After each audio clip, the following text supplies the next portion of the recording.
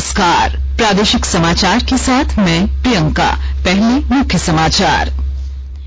वित्त वर्ष 2023-24 का आम बजट संसद में पेश।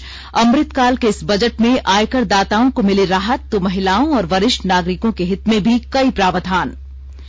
प्रधानमंत्री ने कहा, बजट में समाज के वंचित लोगों को दी गई प्राथमिकता। केंद्रीय वित्त मंत्री ने कहा, बजट में आम जनहित को लेकर 7 प्राथमिकताओं पर दिया गया जोर। प्रदेश भाजपा ने आम बजट को आत्मनिर्भर भारत की अर्थव्यवस्था वाला बताया, तो प्रदेश कांग्रेस ने इसे लोक लुभावना से प्रेरित बजट बताया। और धनबाद अग्निकांड मामले में हाईकोर्ट ने लिया स्वतः संज्ञान। मुख्यमंत्री ने सभी मृतक के परिजनों को 4-4 लाख रुपए मुआवजा राशि देने का दिया निर्देश। और अब समाचार विस्तार से। केंद्रीय वित्त मंत्री निर्मला सीतारमण ने आज लोकसभा में वित्त वर्ष 2023-24 का आम बजट पेश किया। नरेंद्र मोदी सरकार के दूसरे कार्यकाल का यह अंतिम पूर्णकालिक बजट है। अमृतकाल के इस बजट में आयकर दाताओं को राहत दी गई है। इस बार आयकर स्लैब की संख्या 6 से घटाकर 5 कर दी गई है और अब 3 लाख रुपए तक की आय वाले व्यक्तियों को कोई कर नहीं देना होगा। 3 से 6 लाख रुपए तक की आय वाले करदाताओं को 5%, 6 से 9 लाख रुपए तक की आय पर 10% और 9 से 12 लाख रुपए तक कर की दर 15% होगी। वहीं 12 से 15 लाख रुपए तक की आय वाले करदाताओं को 20% कर देना होगा, जबकि 15 लाख से ऊपर की आय पर 30% आयकर देना होगा। नई कर व्यवस्था का विकल्प चुनने वाले करदाताओं को 7 लाख रुपए तक की आय पर कोई कर नहीं देना होगा। बजट में रेलवे के लिए अब तक के सर्वाधिक 2,40,000 करोड़ रुपए के पूंजीगत खर्च का प्रावधान किया गया है। क्षेत्रीय हवाई संपर्क सुविधा में सुधार के लिए 50 अतिरिक्त हवाई अड्डों, हेलीपोर्ट, वाटर एरोड्रोम का पुनरुद्धार किया जाएगा। आजादी का अमृत महोत्सव के अंतर्गत एक नई बचत योजना महिला सम्मान बचत प्रमाण पत्र लाई जाएगी। इसके अंतर्गत महिलाओं या बालिकाओं को 2 वर्ष की अवधि के लिए 2 लाख रुपए तक की जमा राशि पर 7.5% ब्याज मिलेगा। यह योजना केवल एक बार के लिए होगी। वहीं वरिष्ठ नागरिक बचत योजना के अंतर्गत अधिकतम जमा राशि की सीमा 15 लाख से बढ़ाकर 30 लाख रुपए का प्रावधान किया गया है। मासिक आय योजना में एकल खाते पर अधिकतम जमा सीमा 4.5 लाख से बढ़ाकर 9 लाख रुपए और संयुक्त खाते के लिए यह सीमा 9 लाख से बढ़ाकर 15 लाख रुपए करने का प्रावधान किया गया है। प्रधानमंत्री नरेंद्र मोदी ने केंद्रीय बजट 2023-24 की सराहना करते हुए कहा है कि अमृतकाल के इस पहले बजट से विकसित भारत की महत्वाकांक्षा पूरी करने में मदद मिलेगी। आज संसद में केंद्रीय बजट की प्रस्तुति के बाद प्रधानमंत्री ने कहा कि बजट में समाज के वंचित लोगों को प्राथमिकता दी गई है। अमृतकाल का ये पहला बजट विकसित भारत के विराट संकल्प को पूरा करने के लिए एक मजबूत नींव का निर्माण करेगा। ये बजट वंचितों को वरीयता देता है। ये बजट आज की एस्पिरेशनल सोसाइटी, गांव, गरीब, किसान, मध्यम वर्ग सभी के सपनों को पूरा करेगा। वहीं वित्त मंत्री ने बताया कि बजट में 7 प्राथमिकताएं हैं। ये सभी एक दूसरे को संपूर्ण करती हैं और अमृतकाल के दौरान सरकार का मार्गदर्शन करते हुए सप्तऋषि की भांति काम करती हैं। इसमें समावेशी विकास, अंतिम व्यक्ति तक पहुंच बनाना, अवसंरचना और निवेश, सक्षमता लाना, हरित विकास, युवा शक्ति और वित्तीय क्षेत्र शामिल हैं। बजट पर प्रतिक्रिया व्यक्त करते हुए भारतीय जनता पार्टी के राष्ट्रीय उपाध्यक्ष एवं पूर्व मुख्यमंत्री रघुवर दास ने कहा है कि यह बजट लोक लुभावना वाला न होकर भारत के नवनिर्माण को दर्शाता है। उन्होंने कहा कि यह बजट आत्मनिर्भर भारत की अर्थव्यवस्था वाला है। वहीं भाजपा प्रदेश अध्यक्ष दीपक प्रकाश ने कहा कि यह बजट देश के विकास में महती भूमिका निभाने वाला है।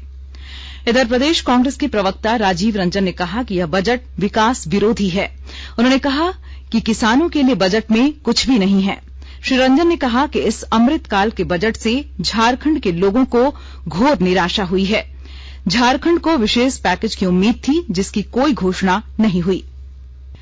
आज संसद में पेश बजट पर राज्य के लोगों ने अपनी प्रतिक्रिया दी है।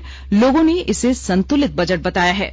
इनकम टैक्स की छूट को 5 लाख से बढ़ाकर 7 लाख करने की भी लोगों ने सराहना की है।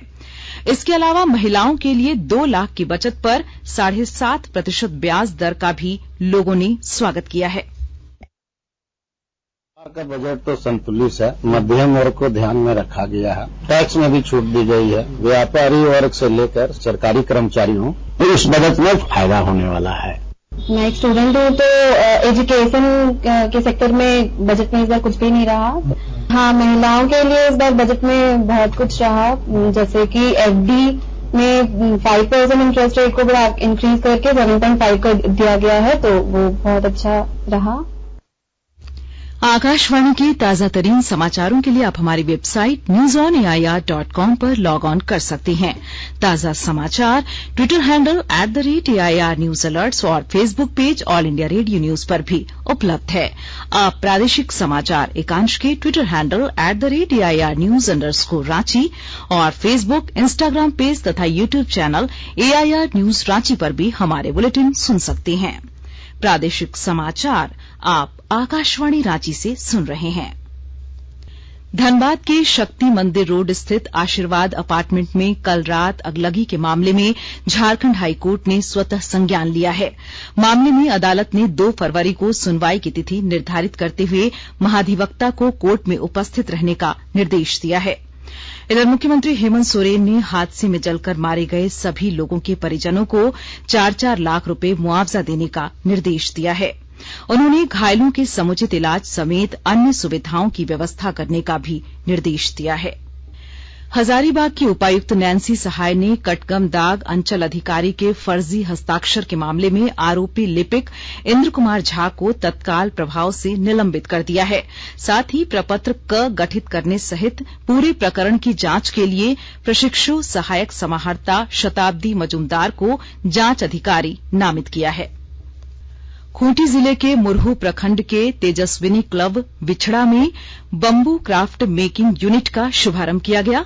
विस्तृत जानकारी दे रही हैं हमारी संवाददाता। खूंटी जिले के मुरहू प्रखंड अंतर्गत तेजस्विनी क्लब विछड़ा में बम्बू क्राफ्ट मेकिंग यूनिट का शुभारंभ जिले के उप विकास आयुक्त नीतीश कुमार सिंह ने किया। उप विकास आयुक्त ने परियोजना के तहत किए जा रहे कार्यों की प्रशंसा करते हुए कहा कि कार्य की गुणवत्ता को उम्दा बनाने हेतु क्लब की किशोरियों एवं युवतियों को बीच बीच में आवश्यक प्रशिक्षण कार्यक्रम का आयोजन किया जाना चाहिए। उन्होंने कहा कि बनी हुई सामग्री की बिक्री हेतु स्थानीय बाजार के साथ ऑनलाइन बिक्री, मार्ट इत्यादि से जोड़ा जाना चाहिए। तेजस्विनी परियोजना द्वारा आय सृजन गतिविधि के माध्यम से सुदूरवर्ती ग्रामीण क्षेत्रों में किशोरियों एवं युवतियों को प्रशिक्षित करके आत्मनिर्भर बनाने का कार्य किया जा रहा है। परियोजना प्रबंधक ने कहा कि तेजस्विनी परियोजना के द्वारा पर्यावरण संरक्षण की दिशा में लगातार प्रयास किया जा रहा है। ज्योत्सना शीला, आकाशवाणी समाचार, खूंटी। बिरसा कृषि विश्वविद्यालय का 7वां दीक्षांत समारोह कल 2 फरवरी को आयोजित किया जाएगा। विश्वविद्यालय के कुलपति ओंकार नाथ सिंह ने बताया कि दीक्षांत समारोह में 1139 छात्र छात्राओं को उपाधि प्रदान की जाएगी।